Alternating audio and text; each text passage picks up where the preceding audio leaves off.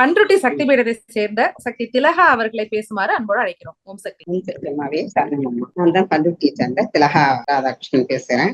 நான் கிட்டத்தட்ட 40 வருஷம் ஆளை போட்டு இருமுடி செஞ்சு வரேன். என்னோட கணவர் ரொம்பவும் தீவிர பக்தர், முருகம்மாவோட தீவிர பக்தர். அவர் சாதாரண குமாஸ்தாவா இருந்தவர்.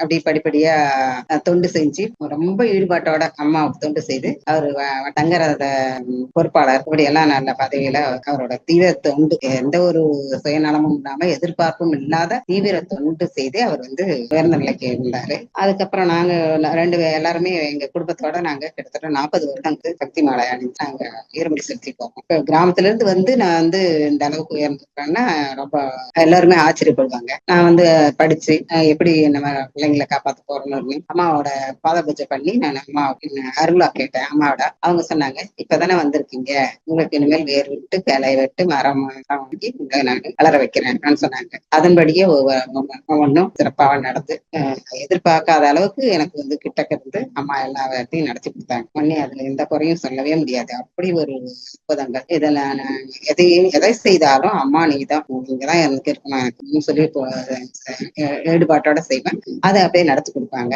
அது இன்னொன்னு கேட்டுப்பேன், இது நல்லதா இருந்தா நடத்தி கொடுங்க. எங்க பண்ருட்டி மன்றத்துல போயிட்டு சீட்டு போட்டு குங்குமம் பிரசாதம் விபூதி பிரசாதம் கேட்பேன், உத்தரவு கொடுப்பாங்க. அதுபடியே நான் செய்வேன். எதுவுமே ரொம்ப நான் அதை பார்க்கணும் இதை பார்க்கணும் தாதம் கேட்கணும் அதெல்லாம் நான் நினைக்கவே மாட்டேன். இந்த மாதிரிதான் ஒவ்வொரு செயலையும் நான் செய்தேன்.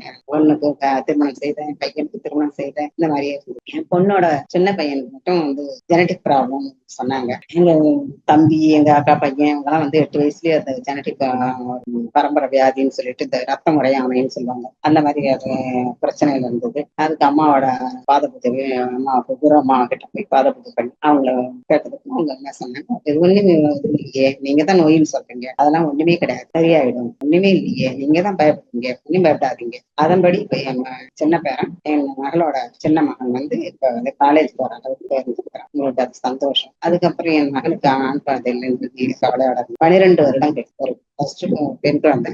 அதுக்கப்புறம் 12 இடங்கள் தொடர்ந்து நாங்க ஈடுபாட்டோட இருமுடி அணிஞ்சுட்டு போயிட்டு இருந்தேன். அதன்படி என்னோட வேண்டுதல், எங்களோட வேண்டுதல் அவனுக்கு ஒரு ஆண் குழந்தை பிறந்தது. அவனுக்கு பேர்தான். இப்ப மேலும் மேலும் இந்த மாதிரி நாங்க எல்லா எங்களுடைய வாழ்க்கையில ஒவ்வொரு தருணமும் அம்மாவோடைய அருளாலதான் நடந்துட்டு இருக்கோம். நான் இன்னமும் கடைசியா வட்ட தலைவர் பொறுப்பாளராக இறந்துருக்காரு. அப்ப கூட பாருங்க, அவரு வேன்ல கிறிஸ்டின் வேன், கிறிஸ்டின் வேன்ல ஏத்திட்டு வரோம், ஆம்புலன்ஸ்ல ஏத்திட்டு வரோம். அந்த வேன்ல அம்மாவோட ஆசீர்வாதம் மாதிரி ஒரு போட்டோ இருந்தது பாருங்க. இதெல்லாம் ஆச்சு. அவர் அடிக்கடி சொல்லுவார், இன்னைக்கு அம்மாவோட கணவர் வந்தாங்க சொன்னாங்க சொல்லுவாங்க.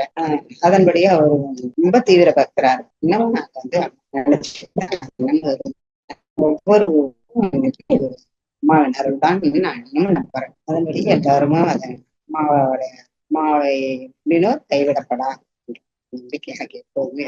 நன்றி. ஓம் சக்தி திலகா சக்தி. ரொம்ப ஆணித்தரமா சொன்னீங்க, அம்மாவை நம்பினோர் கைவிடப்படாருன்னு அழகா சொன்னீங்க. 12 வருஷம் கழிச்சு ஆண் குழந்தை பிறந்த அற்புதமும், எப்படி உங்க கணவருக்கு படிப்படியா வாழ்க்கையில அவங்கள வாழ்க்கை தரத்தை உயர்த்தி கொடுத்ததும், கடைசியா அவங்களோட இறுதி யாத்திரையில கூட ஒரு வேற்று மதத்தை சார்ந்த ஒரு அந்த இறுதி சடங்கு வண்டியில கூட அம்மாவுடைய ஆசி தரக்கூடிய படம் ஒண்ணு இருந்துச்சு, பெரிய அற்புதமா இருந்ததுன்னு சொன்னீங்க. அந்த அளவுக்கு அம்மா உங்க வாழ்க்கை முழுக்க எந்த அளவுக்கு உங்களுடைய வாழ்க்கை தரத்தை உயர்த்துவதாகட்டும், இந்த அளவுக்கு கணவர் இறந்த அந்த ஒரு சூழ்நிலை கூட அம்மாவுடைய அந்த அருளை உங்களால உணரக்கூடிய அந்த பக்குவ நிலையை உங்களுக்கு அந்த தெய்வம் கொடுத்திருக்குன்னு தான் சொல்லணும். அது மாதிரி பல விஷயங்கள் எப்படி அவங்க அம்மாவுடைய தொண்டுகளை செஞ்சு ஒரு தலைவரா உயர்ந்தாங்க, கடைசி நிமிடம் வரைக்கும் அம்மாவுக்காக வாழ்ந்தாங்கன்னு அழகா சொன்னீங்க. வேர் விட்டு கிளை விட்டு வளர வைக்கிறேன்னு சொன்ன அம்மாவுடைய வார்த்தைகளை நிதர்சனமா உங்க வாழ்க்கையில நீங்க பாத்தீங்க அப்படின்னு அழகா சொன்னீங்க. சொன்னதுக்கு ரொம்ப நன்றிங்கம்மா. அடுத்ததா நம்ம நிகழ்ச்சியில சோலார் மன்றத்தை சேர்ந்த சக்தி திருமதி பர்வதம் அவர்களை பேசுமாறு அன்போடு அழைக்கிறோம். ஓம் சக்தி. பர்வதம் சக்தி, நீங்க பேசலாம். சக்தி.